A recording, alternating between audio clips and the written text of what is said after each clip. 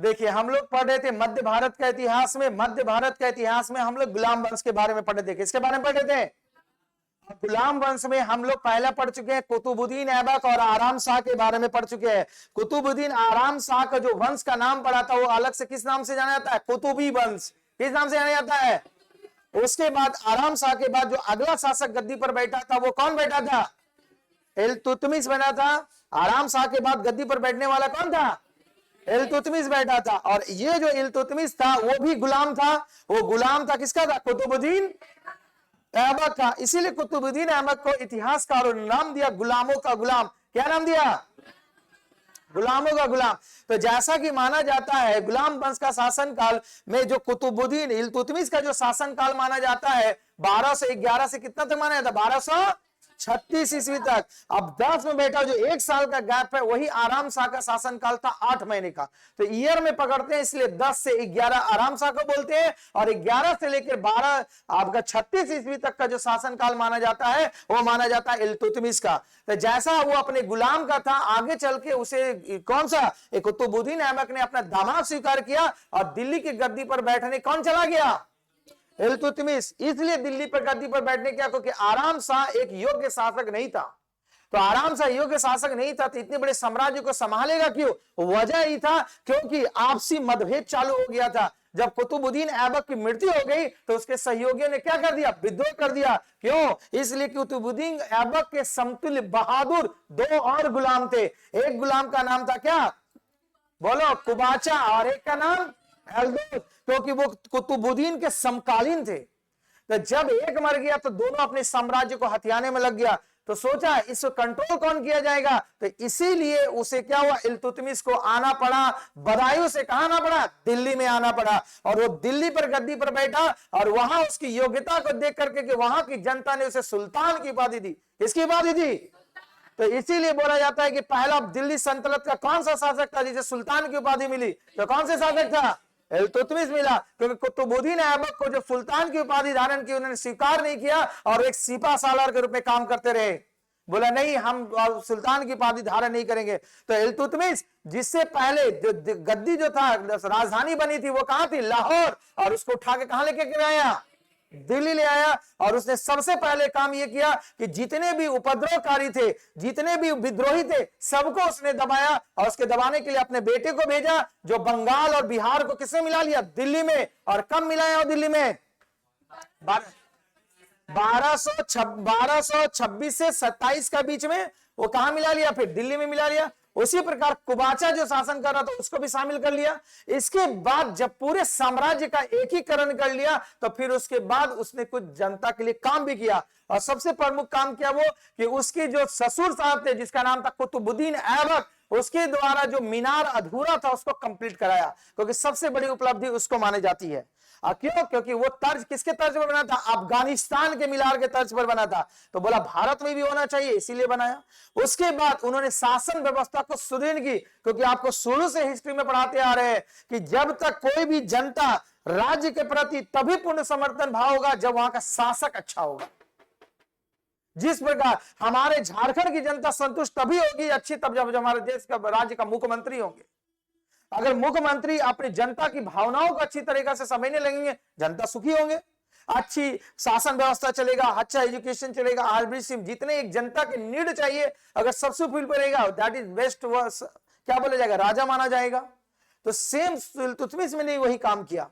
उसने सबसे बड़ी जोर डाला, वो सबसे फेमस हुए न्याय के लिए। क्योंकि बोला जाता है कि न्याय की प्रतिष्ठा को कैसे बचाना है। क्योंकि आप जो मांग रहे अगर आपका न्याय हो जाए तो आप उसी राजा को बेस्ट मानेंगे। सपोज दैट आपका कोई टॉर्चर कर रहा, आप पुलिस थाना में गए, अगर पुलिस आपके प्रति तुरंत एक्शन लिया तो आप बोलेंगे ना अच्छा हम बहुत अच्छा जगह स्टेशन में रहते हैं।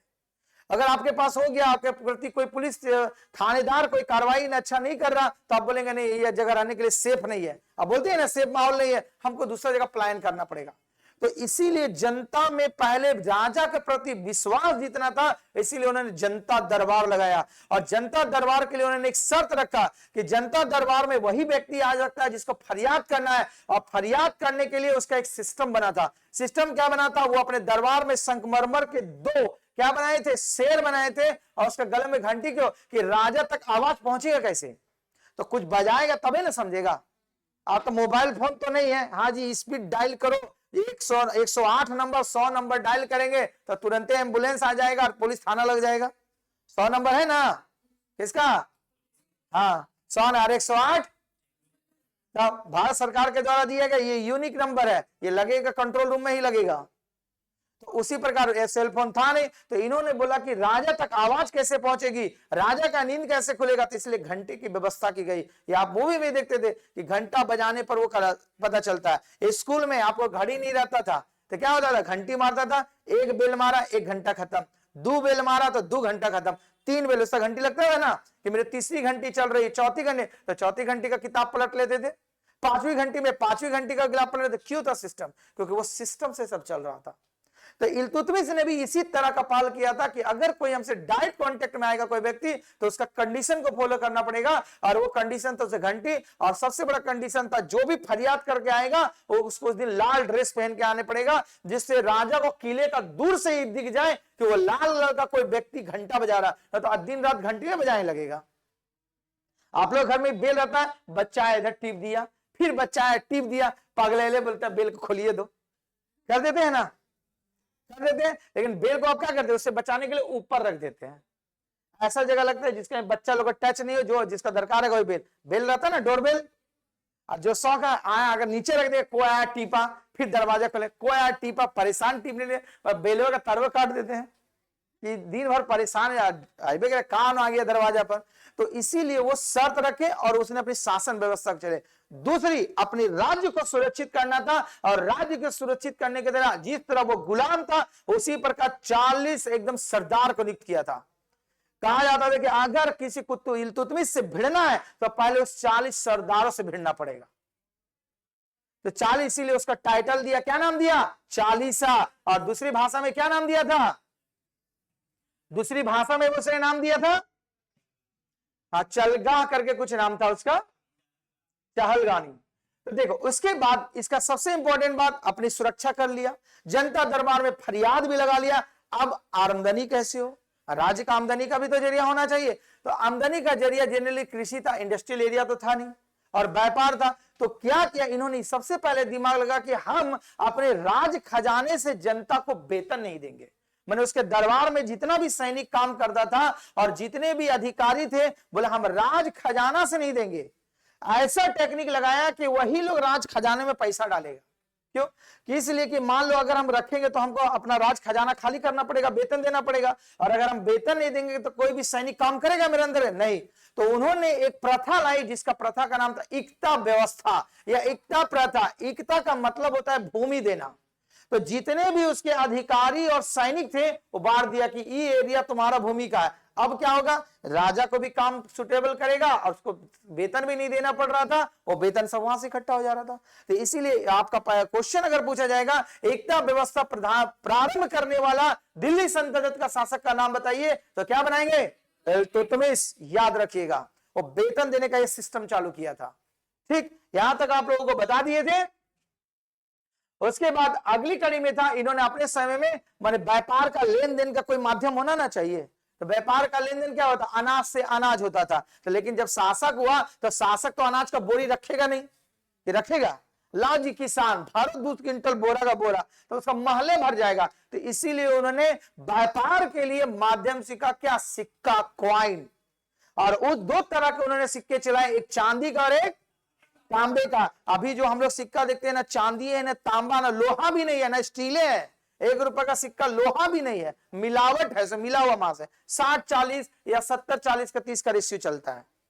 आपके दादा दादी जी का जमाना में देखोगे कि चांदी का सिक्का चला करता था। अभी देखते हैं 500 का नोट में बोलते हैं सोना दिख रहा है, हाँ इस सोनवा वाला तारे है ना, तारवा नहीं दिखेगा, डुप्लीकेट है। हाँ, जब नोटबंदी हुआ था तो जब आग लगा दिया था तो गड्डी का दी तो वहां बटोरने वही जाता था चांदी को, 2-2 किलो चांदी इकट्ठा कर लिया था, ब्लैक मनी। तो बोलता था कि गवर्नमेंट कहां से है इतना पैसा, जो 2000 वाला नोटबंदी हुआ था 1000 वाला तब पूरा का पूरा पकड़ाया था। तो उन्होंने अपनी बोला कि अब व्यापार के लिए माध्यम चाहिए क्वाइन का, तो 2 तरह का सिक्के चलाए थे, एक चांदी का एक तांबा का। तो चांदी के सिक्के को क्या कहा जाता था, टंका, और तांबा का सिक्का को जीतल।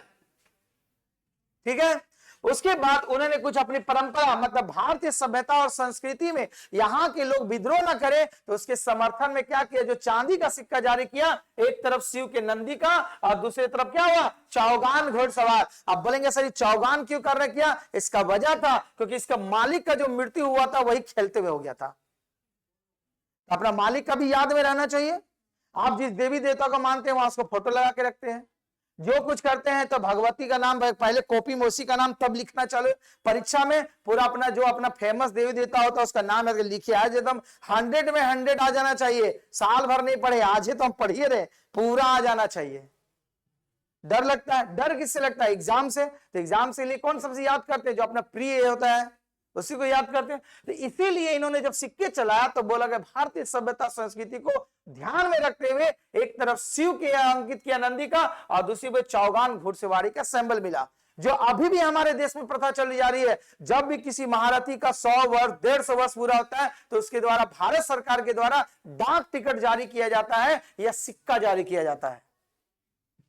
जब होगा कोई, जैसे अभी बिरसा मुंडा का 150वीं जयंती मनाया गया, पता है, भगवान ही बचाएगा ये लोग। कोई होगा बिरसा मुंडा इधर उधर, कौन थे बिरसा मुंडा, बिरसा मुंडा थे, हाँ, कौन सेनानी थे, तीर धनुष चलाए वाला, तब है ना, तीर धनुष चलाए वाला। अंग्रेजों के खिलाफ लड़ने वाले व्यक्ति सब थे, सबका नामकरण इसीलिए पड़ा हुआ है। देखिए तो बोला गया, देखो दिल्ली से की प्रथम शासक जिसने सुल्तान की उपाधि धारण करने वाले थे, ये बता दिए थे कब धारण किए थे, 1229 ईस्वी को इन्होंने सुल्तान की उपाधि धारण की। ये सब सारा हो चुका था आपका, ठीक है। इसके बाद अगला यही का ये कड़ी बचा हुआ था ना, हम मदरसा वाला। देखो इल्तुतमिश ने मोहम्मद गौरी की स्मृति में एक मदरसा जिसका नाम था मदरसाए मयूजी, और अपने पुत्र की स्मृति में नासरी मदरसा बनाया। ठीक, मदरसा जो समझते हैं क्या होता है, मदरसा का मतलब ये होता है कि जहां पर एजुकेशन उन लोग का, जिस समुदाय के लोग हैं मुस्लिम समुदाय, वहां पर फ्री एजुकेशन उन लोग को मिलता है, ठीक है। और वहां पर जिसमें पढ़ाया जाता है, कुरान पढ़ाया जाता है, माने धार्मिक ज्ञान जहां पर दिया जाता है, दैट इज कॉल्ड मदरसा, ठीक है। तो मदरसा जो बोला गया, तो सबसे पहले मदरसा की शुरुआत जो भारत में यही करने वाले थे इल्तुतमिश, तो उन्होंने किसकी याद में बनाया, मोहम्मद गौरी की याद में बनाया, जिसका नाम क्या रखा, मदरसाए मयूजी। और अपने पुत्र की याद में जो मदरसा बनाया उसका नाम क्या था, नासरी मदरसा। आगे चल के इल्तुतमिश को कहा जाता है गुंबज निर्माण का पिता। गुंबज मतलब समझते हैं, इस तरह का, ये वाला मंदिर में इस तरह बनता है। तो गुंबज निर्माण की जो प्रथा प्रारंभ की भारत में इल्तुतमिश ने ही लाया, ठीक है। ताजमहल के ऊपर में जिस तरह गुंबज देखते हैं, कहीं भी गुंबज देखते हैं, तो गुंबज निर्माण की जो प्रथा जो प्रारंभ करने वाले थे कौन थे, इल्तुतमिश। बोला जाता है उसने सुल्तानगढ़ी मकबरा अपने पुत्र जिसका नाम था क्या, नसरुद्दीन महमूद के कब्र पर निर्माण करवाया, और यह भारत का प्रथम मकबरा था। मकबरा समझते हैं क्या होता है, हाँ, मृत्यु के बाद सीमेंटेड टाइप का इस तरह बनता है,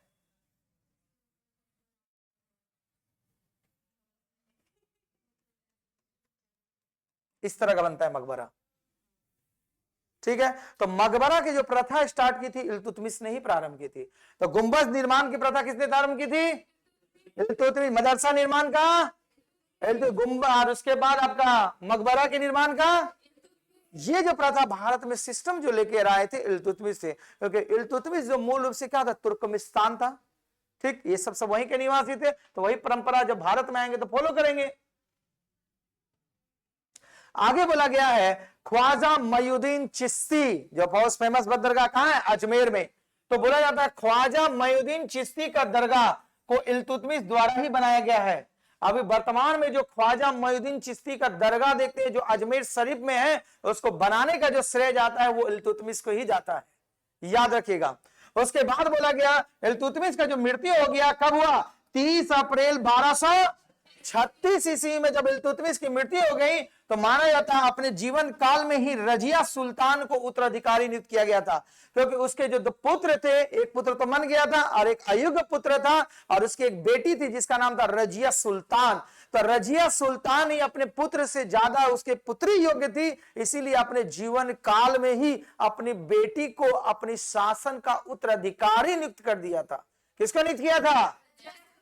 तो भाई बहन में झगड़ा होगा ना, मतलब हमारा बाबूजी ने दिया बहन को, अगर मान लीजिए एक भाई एक बहन है, अब बाबूजी सारा प्रॉपर्टी बहनिया का नाम कर देगा तो भाई वो छोड़ेगा, बोला बहन में हमारा वैल्यू नहीं है। तो इसी कारण दूसरी सबसे वजह सुन लो, आगे होगा लिखा हुआ, कहीं कहानी सुन लो पहले। कहानी का मतलब क्या था, इसमें जो कुछ सरदार, जैसा कि जानते हैं कि दिल्ली सल्तनत जो होता था अमीर सरदारों के अंदर में भी कंट्रोल चलता था, तो उन लोग के मन में भावना हुआ कि एक महिला, जब दिल्ली कब रजिया बेगम के बारे में पढ़ाएंगे तो बताएंगे, तो उन लोगों के मन में भावना आया कि कोई महिला शासक के अंदर में हम लोग काम करेंगे। वो लोग इसका एक अपने आप को अपमान समझा उस अमीर जादों ने, तो इसीलिए जो इसका पुत्र था गद्दी पर बैठा दिया, मतलब रजिया सुल्तान को ना बैठा करके इसका जो अयोग्य भाई था उसको बैठाया गद्दी पर। तो देखो इल्तुतमिश की मृत्यु के बाद 40 सरदारों ने रजिया सुल्तान को शासक ना बनाकर देखो किसको बनाया? रुकुद्दीन फिरोज शाह को शासक बनाया, जिसका भाई था। बोला हम किसी महिला के अंदर में काम नहीं कर सकते हैं, सबकी अपनी शान शौकत था। तो रजिया सुल्तान को ना हटा किसको बना दिया? रुकुद्दीन फिरोज शाह को शासक बनाया। तो अब तो उसके पिता तो किसको गद्दी पर बोल दिया था? रजिया सुल्तान को। तो अभी कैसे बने? तो परंपरा वही था, इल्तुतमिश बना के आया था कि किसी को भी इंसाफ मांगना है तो उसको लाल ड्रेस पहनना पड़ेगा। तो ये रजिया बेगम क्या की दिमाग लगाए, और उस समय समझ करो कि आपको बताया था ना, काजी और मौलानाओं का अपना पद भी हुआ करता था, माने उसका आदेश राजा के भी आदेश से बड़ा माना जाता था। तो ऐसा माना गया इतिहासकारों में कि जब तो इसका 40 सरदार इसका खिलाफ है, तो इससे बड़ा कौन? तो ये क्या कि मस्जिद का सामने लाल ड्रेस पहन के जहां काजी और मौलाना लोगों का मीटिंग था वहीं आके फरियाद करने लग गई। तो उसकी दयाशीलता को देख करके क्या कि फिर उसके बाद काजी और मौलाना ने आगे चल के दिल्ली की सत्ता पर बैठाया गद्दी पर किसको? रजिया सुल्तान को, और ना कि किसको? इसको हटा देगा जिसका नाम था उसका बेटा, क्या भाई का क्या नाम था? रुकुद्दीन फिरोज शाह को हटा देगा।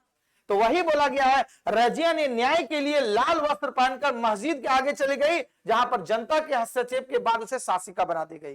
तो ड्रेस पहना, बोली, अपनी बात रखी कि हम अपने भाई से ज्यादा योग्य हैं, हमारे पिता ने हमें ही आपको शासक बनाना है। इससे क्यों? तो जनता ने उस बात को मानते हुए आगे चल के किसको शासक बना देगा? रजिया सुल्तान को। तो यही तक था। इसके बाद हम लोग जो पढ़ेंगे रजिया सुल्तान के बारे में पढ़ेंगे, तो कॉन्सेप्ट समझ में आ रही है कि किस तरह आगे सबका शासन चल रहा। तो रजिया सुल्तान का जो मेन इंपॉर्टेंट, इसके बाद सबसे आपका इंपॉर्टेंट बताया थे कुतुबुद्दीन ऐबक, इल्तुतमिश, थोड़ा रजिया सुल्तान, उसके बाद आगे जो 11 शासक बने गुलाम साहब में, उसमें जो मेन इंपॉर्टेंट पॉइंट है वही बताया जाएगा। तो आज की कक्षा समाप्त। धन्यवाद।